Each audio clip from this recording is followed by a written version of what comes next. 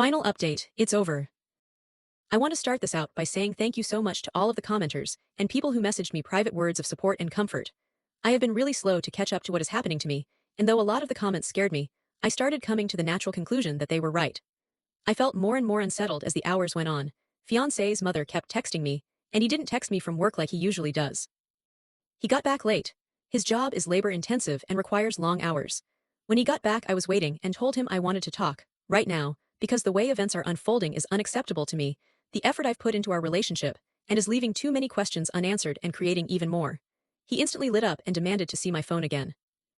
I said I would not give him my phone unless he gave me his, and he vehemently denied, saying I was the one causing problems, so it was his right to look through my phone, not his. At this point, I was starting to feel really scared of him. I am physically much smaller than him, and this has never felt more apparent to me than in that moment.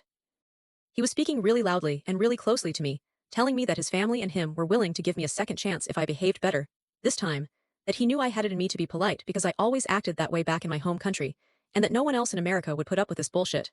So I should consider myself lucky he didn't do more to expose my cheating. I asked if he was threatening me, and he again demanded to see my phone. I said no, though not as firmly as the first time, and he stormed off to the bathroom and turned the shower on. I was really, really scared.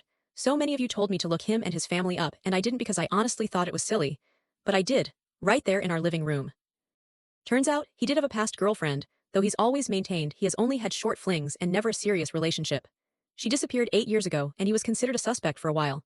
I couldn't find much in the articles because I honestly didn't know how to dig further. I don't know if anything ever happened with it, if he still is a suspect, though I guess he couldn't be to teach English in another country. I don't know how it works. I know he was never convicted, but whether or not he did it is irrelevant to the fact that he lied. He lied so colossally about something so huge.